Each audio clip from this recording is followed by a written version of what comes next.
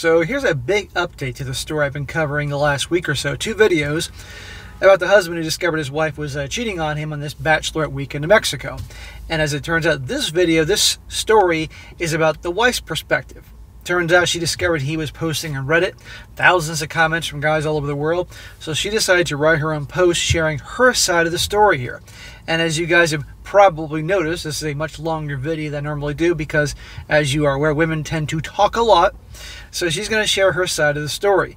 And I thought you guys would find this interesting because this will not surprise you guys at all with the justification for things and the things that are going on in her head. Of course, what she's describing here. Now, I will say this. To be fair, there is definitely something in here early on when she describes what their life was like before her vacation, if you will, that he was definitely messing up as a husband. I will be the first to admit that because I'll be fair here, but it doesn't justify what she did. So, starting with her side of the story, she says here, I would imagine a lot of you have seen the post of a wife cheating while in Mexico that is somewhat blown up. At the risk of further being accused of being of some sort of very derogatory words or being fake or even attempting to become cheating influencers, I am going to give my side of the story. First of all, I want to say that I cheated. I'll go into detail on that later. I'm not making any excuses. I'm not asking for forgiveness from my husband or Reddit at large. I'm offering my perspective as to why it happened and maybe, just maybe, sleep after 5 days of getting this off my chest. Yeah, but there are excuses in here, twisted around in the words. Come on here. I've read all my husband's posts and every single one of the thousands of replies he's gotten over the past 2 weeks. I don't know if he knows this or not. We are in the house together, but aside from some logistical details about life, we haven't really spoken.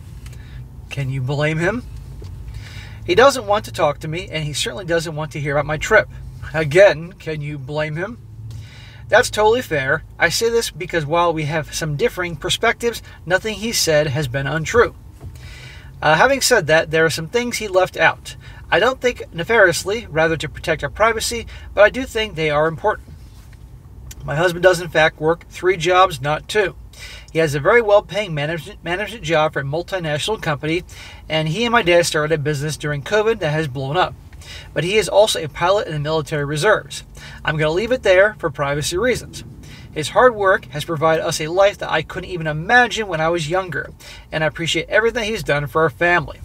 Okay, her husband is a very hard-working, driven guy, and he's really making something of himself, which all guys, this is the purpose. You know what I mean? We all like the grind, we all like the purpose of accomplishing something in life and taking care of our family. And she said that I couldn't imagine this lifestyle. So he's really providing obviously a very comfortable life financially for the wife and kids. And I guarantee that makes him feel proud as a man. Last summer he deployed for several months, and I made him a promise that when he got back, we would talk about ways for him to cut back. I didn't care which of his jobs he cut back, but his work schedule made me feel like a roommate, a caretaker, and a babysitter, and I was very tired of it. The full conversation has never happened. Every time I brought it up, there's always been an excuse. He can't quit the corporate job because he loses stock options. He can't quit the reserves because he loves flying too much. He can't quit working with my dad because he'd be letting the family down. On top of his jobs, he volunteers at every opportunity for our kids. Again, I love that he loves our kids and he is an amazing father.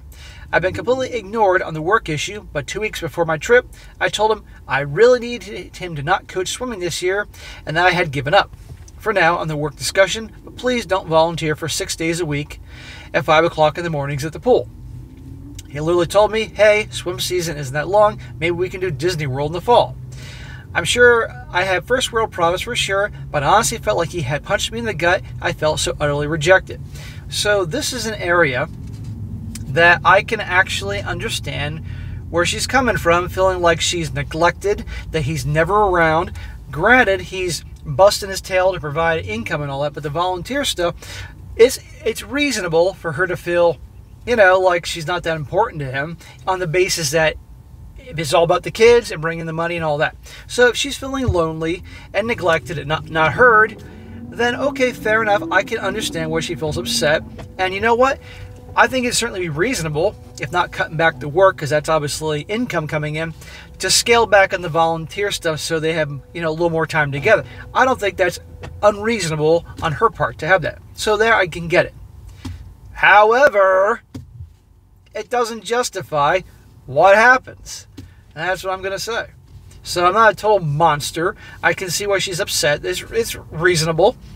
But still, the way it was handled, and he certainly should have talked to her a little bit more. Again, if what she's saying is accurate. Having said all that, I love him. I never planned divorcing him, and even if he ignored my needs forever, I could muddle through being unhappy because he's a great guy, and I could never replace him. With that, when a friend of mine invited me to go to Mexico, and it really wasn't a bachelorette party, I felt like that might just be giving me the thing to give me a break. On the day I was supposed to leave, I was officially on vacation day. I work in administration education, and got an email from our district about a parent complaint that could not wait. There were several errands I was supposed to run out on, but I spent all the time on the phone and responding to emails. On one of those errands was depositing a small check for my dad and my husband's business. I totally forgot about it. When my husband got home to drive to the airport, I could see how disappointed he was in me. He didn't yell at me, but he made several biting comments in front of my friends about how much extra work I'd caused him. I felt like I was being scolded by a parent. When we got to the terminal, I walked around to kiss him goodbye at the driver's side window, and he acted like he didn't see me and drove off. Okay, ouch. If, again, that's true, then that's, anybody can mess up. Anybody gets busy. You guys all been on vacation. You know darn well when you go on vacation, guys, shit always comes up. Right at the last minute when you're packing and trying to remember everything. Okay, fine. And if this is indeed true, yeah, he's being kind of a dick. It wasn't the end of the world here. So again, you could see. But again, it doesn't justify what she does. He acted like he didn't see me and drove off. I was devastated. I kissed him goodbye on hundreds of business trips, flights, reserved weekends, and deployments, and the only time I've ever gone away on my own, he was so upset about a $100 check that he wouldn't kiss me goodbye. Well, again, he didn't handle that very well. And if it's, again, this is true, then, you can't blame him for being a bit upset. But it doesn't justify. I literally cried from the second until about 10 minutes before we landed in Mexico. Okay, let's not get carried away, honey.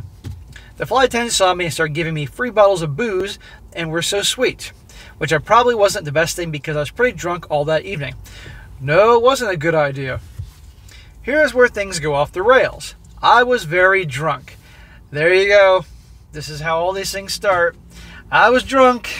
Can't blame me. Gotta blame the alcohol. Nope. Alcohol just amplifies what people really want to do. I was on my first even ever adult trip as an adult with two friends who were only too happy to hear me man bash my husband. Oh, how interesting. Are these divorced women? Are these single women that are jealous that she has a husband and family and they don't? I tell you guys, always pay attention to who your wife or girlfriend hangs out with, because those gals are going to have an influence on her. And now she's drunk, she's upset, and you can see where this would go. We were approached by an older man who, probably has done this a few times, and he told us that dinner and drinks are on him the rest of the night. I was just in the perfect mood to accept. My friends ended up going to bed about 10 o'clock or so, and I didn't want the good times to stop.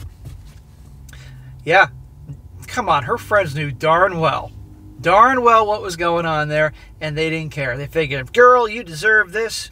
Girl, blah, blah, blah. Go ahead, have fun. At least he wants to be around you, blah, blah, blah. Real friends that even that would understand, she's upset, and certainly he maybe has a few good reasons for this, still would be like, don't jeopardize your marriage. You can work things out. Don't jeopardize your family. No, the friends knew what was going on. He and I moved to the beach bar where I unloaded everything that I said above. He flat out told me that he would make sure I didn't spend a dime that week, and he was happy to show me a good time. Now, why do you think this guy was more than happy to show her a good time and make sure that she doesn't have to spend a dime the whole week? Because he wants to fuck her. And she knows this. Come on here. And her friends know this. I was definitely white girl wasted and telling him way more than I should. But he did not object to walking me back to my room and leaving for the night when I was going to throw up. Oh, I'm sure I had no problem walking you back to your room. But then if you're gonna barf, he's like, oh, I'm out of here. Fairly early Tuesday, he sent me a text, yes on Signal, saying that he had arranged parasailing for the three of us. I was excited, but my friends were starting to get a little spidey tingled that something was up. You think? They did go, but they said they wouldn't accept anything from him again. We did get some girl stuff that afternoon, but I was a little annoyed with them because they wanted to stay in the rooms and sleep, so I ended up going to dinner with this man. I did not drink that night and actually ended up in my own bed fairly early. So there you go. And the cheating's going on. She's going to having dinner with him. And mind you guys, this whole time, she's not posting anything on social media. Because remember, the husband said that she's a social media addict. She can't go a fucking moment broadcasting her life on TikTok and Instagram. So the whole time there's radio silence with her and the husband. She's not posting anything on social media, which is out of the ordinary. She's not buying a thing at all. And this is around the time period that the husband thinks something's up and starting to do his recon from the other side of the world. But she knows that what she's doing is wrong. And she said I wasn't drinking, so she was in a clear headspace to do this. Again, there was an early morning text from him, and it was ATVs. I said I would go, but my friends were not. ATVs were okay, but I was pretty happy to get back to the resort, but we really drank a lot. Oh, back to the alcohol. In the early evening, he said he had something he really wanted to show me in his room. What do you think he wanted to show you in his room? His plant? You know? His new camera? No. Everything in my soul was telling me not to go, but I went. It's the alcohol's fault. We were laying face down on his bed. You were laying on his bed, looking at his iPad when he got up, and all of a sudden I could feel him kissing the back of my legs, pretty close to my swimsuit. Oh, she must have been so shocked. She never thought this was going to happen. My brain was racing, and I was in that moment where I felt where it felt physically okay, but I was drunk. Oh, she keeps making sure everybody knows in this story she was drunk. That's her way out of this. And I was very afraid to say no because he was so much bigger than I was. And I felt like I'd gotten myself into this situation. Somehow I rationalized that if he was only going to go down there on me, then it'd be okay. But if he asked me to reciprocate anyway, I was going to have major issues with that on my hands. Okay, so if he goes down on her, then that's okay. That's not cheating. But if she does the same to him, then it's a bad thing. But she was drunk. I would say that maybe lasted about 5 minutes, and he only kissed me on top of my clothes, and nothing came off. He then rearranged on the bed and started rubbing himself, yes himself, on my outstretched hand on the bed. All of a sudden it got very real because it made me realize he was expecting me to reciprocate. I told him I had to go. He promised me that it wouldn't happen again and said to please stay in the room because he was so drunk and he was worried about choking on his vomit. This guy knows what he's doing here, and I'm sure there are probably other things going on that she's leaving out. I told him that I would stay because I was worried about him, but if he made one more advance towards me, I would scream as loud as I could and call security. This is from the same girl who says, you make a move on me, I'm going to scream so loud security will come in, after he went down on her for 5 minutes earlier in the night. Okay. He passed out and I sat watching him like a hawk until I fell asleep on the other bed. I left in the morning and he was waking up and he was profusely sorry for what had happened. Yeah, I'm sure Chatter Tyrone here was feeling very sorry for what he did. I said I was too, and that was the last time I spoke with him. He did send me a Signal message on Saturday that his family had arrived and asked if I wanted to meet them, which really made me gag, but I never responded. Man, this guy's a lowlife. I spent the entire day praying about what I had done. Were you drunk? I never felt as much shame as I have that day. I envisioned my entire life going down the tubes for 5 minutes of pleasure.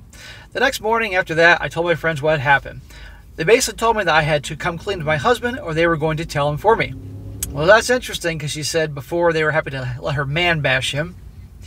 And by the way, these friends knew darn freaking well what was going on, that it was inappropriate for her to hang out with this other guy on vacation or go out to dinner that night and all those other things. Come on here.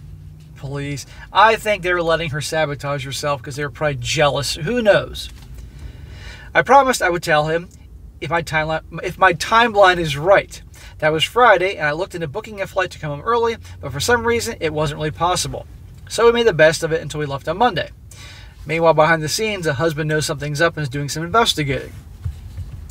Again, I cried the entire flight home, nervous as a dog trying to crap a razor, knowing that I had to tell my husband of 10 years and a boyfriend of 19 years that I'd done something awful.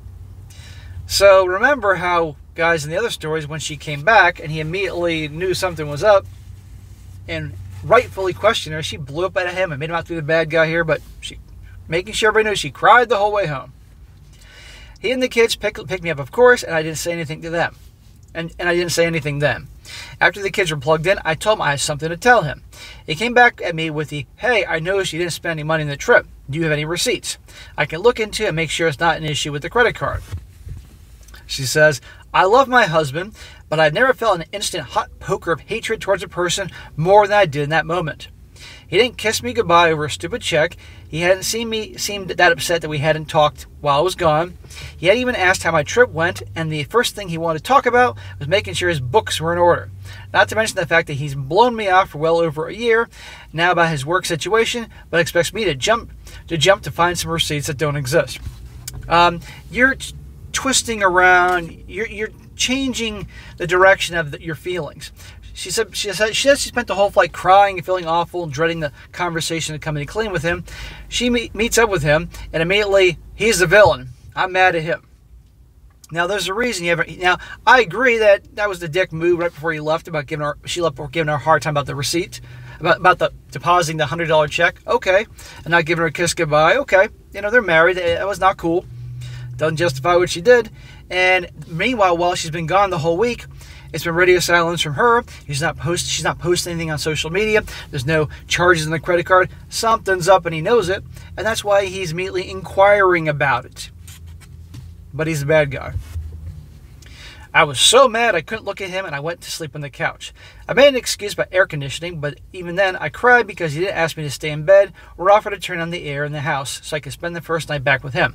I called my friend and cried to her and told her that no, I had not told him about what happened in Mexico yet. Again, your husband behaving in a way because your husband knows something's up. The next morning, I had to go to work because the parent issue from the week before was still simmering. He was just getting back from swim practice, and this time it hit me with the, did you find those receipts? It's also weird that you didn't post any social media that week. Do you have pictures? This time I did explode at him. I told him I never discussing receipts with him ever again, and that I could not have this conversation right now. I said we had something really important to talk about when I got home, but I had to leave to get the kids to camp. Well, again, okay, she's got a lot on her plate from work, but again, she's the guilty party. She's the one that was repeatedly cheating on him on the trip. And I don't just mean on the so-called 5 minutes that Chatter Tyrone went down on her in the freaking hotel room and other things. I'm sure there's other things going on that's not being mentioned here. Apparently in that time, he and his sister, who I adore, by the way, still do even after all this, I found out how to contact the guy and the wayward spouse I was exposed to the world, or at least social media. I haven't seen the pictures and signal messages the guy shared with my sister-in-law, but I have no doubt they exist because she and my husband have the entire timeline pretty much down pat. There you go. And guess what? You can't blame the husband. Yes, the husband has been neglecting her. Again, according to her side of the story, he's never around. She feels unloved, not heard. Fair enough. He should spend some time with her because being roommates isn't ideal. Cut back on that volunteering stuff. Listen to her a little bit. Fair enough. Doesn't justify what she did. But you guys have heard this story. This is a tale as old as time. And I'm willing to bet you that if he wasn't bringing in as much money, there'd probably be some issues about lack of money. The lifestyle has to change. Although my husband still thinks there was an actual intercourse, there wasn't. But so far, he has shut me down anytime I've asked him if he wants to know what really happened. Doesn't matter. You were still cheating. Period. And that guy had his tongue down her holy of holies, but still, that's still cheating. The dinners, the hanging out, the secret things going on, and of course other things, that's still cheating. I'm not stopping or standing in the way of the divorce process. I know he's met with his own attorney, and I guess in a few days we are supposed to learn things like financials and other custody issues while we were working with a mediator. I've been to lots and lots of therapy this week, and she advises that I get nowhere but trying to talk him out of divorcing me. She even suggested I may have essayed and put my husband's needs above my own of dealing with what happened to me. We were supposed to do a couples counseling as part of the mediation process, and I hope we can talk about what I did and maybe get into some of the issues of why I feel like it happened. If not, it's okay. I guess maybe someday we'll get to clear the air. We've been together since we were 13 years old, and I can't imagine my life without him. But I screwed up, and consequences are consequences. But I'm praying every day that we can somehow work this out, which I'm posting here. Thanks so much for reading. This really felt good to type it all out. Well, there you go. That is her side. I told you it was fucking long, but I wanted to cover the whole thing here, guys. So this is like a normal video on my other channels. So like I said, to be fair, if she's being truthful, I can see why she's having some issues about some things. You know, nobody wants to feel neglected, like a roommate, a caretaker, a babysitter, and all that. You know, what's the point of being together? They can't go out and have some fun now and then. And obviously, but then on the other hand, the guy's working his tail off to provide a great living. You know, could he cut back on some of the volunteer stuff because that's not bringing money? Sure, because there's got to be a balance here. So I can understand her grievances there, and obviously he wasn't listening. Fair enough. But it just doesn't justify all this stuff. It just doesn't sound to me they're compatible anymore. And after what she did, my opinion is no different than it was before. It's time to end it for him. End the freaking story here. Split amicably as best possible, you know, and go from there. Because I gotta say that deep down there's probably a reason that he doesn't want to spend a lot of time with her. Think about that. I mean, I understand a guy in his grind. I'm all for the guy being on the grind and doing well for himself, providing for the family. But even then, there's a balance. You gotta spend some time with your lady, otherwise she's gonna get pretty goddamn upset and feel neglected, unloved, and a lot of shit happens there. But she also has to understand that this guy is doing what he does for the family, things as a man. And obviously, doesn't seem like that was that important to him. So I think, honestly, these two, it's just been deteriorating over a while, and look what happened. So it might be best they actually go in their separate ways and try to be good parents to both the kids divorced than being unhappy together. Because I just don't see much going back after this, and frankly, you know how I feel about the issue. So there you go, guys. That's her side of the story. And like I said, I'm not a total monster. I do understand where she's coming from. A genuine grievance is warranted. But still, doesn't justify her actions, and she got caught. End of story. So we shall see. I don't think this is over, so I'm sure there'll be more updates. If you find updates, let me know, guys.